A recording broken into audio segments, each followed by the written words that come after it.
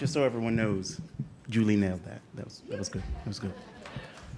So we're going to do a little time travel during my story. So for those of you familiar with the show Quantum Leap, just stick with me. It's going to make sense in a minute. We're going to start in middle school. Now, I didn't like middle school, and to be quite honest, let me rephrase.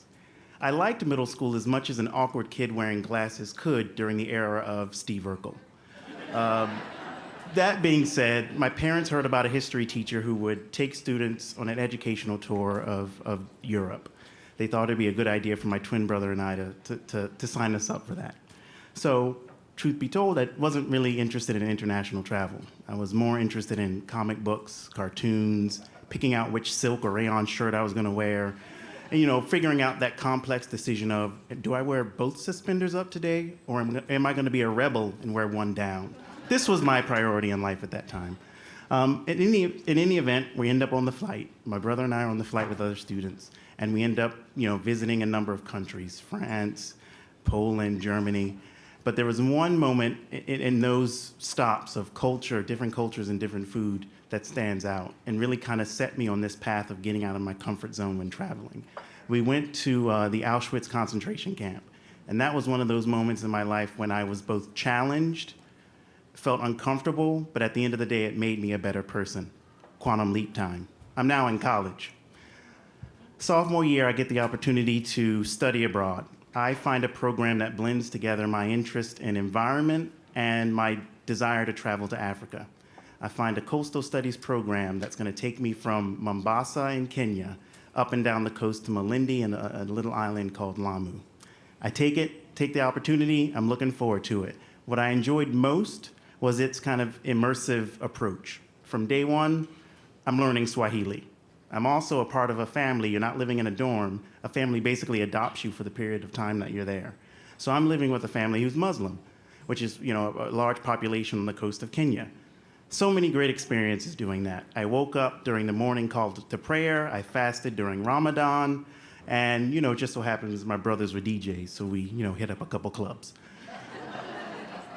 But one thing that stands out was the 2-week independent project that I had to do. Now, I decided to do an independent study on sustainable butterfly harvesting practices in the Arabuko-Sokoke forest. Now, I met with the forest manager, and he introduced me to a gentleman named Willie, who was going to be my tour guide slash interpreter. So I meet with Willie, and Willie tells me a very important thing. In order to visit all of the butterfly harvesting sites, you're going to have to ride a bike. 2 things. Even though I am an environmentalist, I'm what you would call an environmentalist who likes to keep his distance from nature. A good example is if I'm on a beach, and I know some of you are out there who think this way. If I'm on a beach, I'm thinking, or some people are thinking, I want to go scuba diving. I want to go parasailing. And there's always one who wants to be submerged in a tank and high-five a great white shark. That's not me. I just want to sit there and listen to the waves, watch the waves crashing. That's my kind of environmentalism. Second thing, I don't know if you've noticed, but I'm a little bit on the gangly side. Most of the time in life, this doesn't really come up, but you'll notice my sleeves are folded up because most shirts only really come here for me. So you toss in a bike to this gangly guy, and I'm just like all knees and elbows out, and it's just awkward. Now, people keep telling me I haven't found the right bike, but most of them are trying to sell me a bike, so they're completely biased. So, despite all my reservations, Willie and I start the journey. Now, Willie probably did the Tour de France or should have in another life, because he's like, come on, Jonathan. He starts not even on the bike. He just starts moving the bike and hops on in a very graceful manner. And he just keeps going. I, again, bring one leg over, and I'm just like elbows and knees. Let's do this, Willie. It's very uncomfortable. It's very awkward. And I keep having this kind of thought in my head. I hope no one sees me. This is really quite awkward. It's kind of uncomfortable as well. But eventually, I kind of start to take in what I'm seeing. We're riding on a very narrow sliver of path. You can tell people don't walk on this path. It's pretty much for bicycles because it's the width of our tire. So I'm loving it because I start to love it because there's green on the ground. The trees are covering us, so actually it's a few degrees cooler than when we started the journey, and I'm enjoying it. I'm enjoying it, getting over my awkwardness, and then I hear a crunch. Well, what's that? Well, in Kenya, they have these millipede centipede things that are about this thick, this wide, and like this thick. Now, Willie warned me about this, and he's like, don't try to avoid them, because if you do, you're gonna get off the path and you're gonna fall off and it's gonna be worse. He's like, just go through. And I'm like, but come on, Willie. I continue to have this kind of repetitive existential crisis whenever I hear this crunch. I'm like, okay, I'm awkward. No, this is nice. This is nice. Crunch. Oh God, I killed a living thing. Oh God, I'm supposed to be like studying sustainable practices. What am I doing? Why am I here? I'm awkward. Then I get over it. Okay, this is nice. Oh, this is really crunch. Oh no. So it's that kind of repetitive existential crisis that I'm having while on the bike. Meanwhile, Willie's just Tour de Francing it in the front. You keeping up? Yeah, sure, Willie. Sure, Willie. So that turns out to be a great experience because I learned a lot about the forest. I learned a lot about Willie and his life, but also about, from the farmers, how they sustainably harvest butterflies, larvae, and then they sell them and make a profit for it as well. So quantum leap time as well. I have the opportunity to live in Belgium. I worked for a Belgian company, and then they said, hey, we want you to live outside and work from Brussels in Belgium. So I'm like, okay, I'll do it. I've kind of built my life up for this. Always wanted to live outside the US. I happened to meet someone. I was interested in her primarily because she was having a conversation with friends, kind of giving her proposal to use carbon, to recycle it, and use it in the to carbonate beverages. Everyone around the table was telling her it's a horrible idea. But what I liked about her was she stuck to it. She didn't back down. She listened to their arguments, and then she proceeded to tell them why they were wrong, essentially. So I wanted to impress this person. Now, riding a bike in a forest was nothing to impressing this person. And Belgium's known for three things, right? Beer, chocolate, fries. I decided to impress her using the third element, fries. Brussels has a bunch of frit carts around the city. All of them claim to be the best.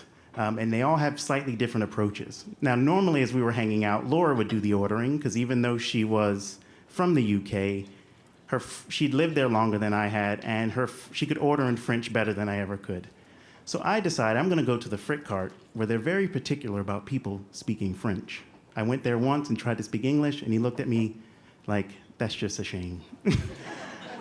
So we walk up. I've been practicing and practicing because there are two issues with my French speaking. One, I studied Latin in high school. I don't know if anyone else studied Latin, but you don't speak languages. It's a language that you can maybe read, and that's about it. Second, even though I'm from Baltimore, I grew up in North and South Carolina. I spent time down there. So certain words, even in English, trigger my Southern accent. The problem with French is every word triggers that Southern accent.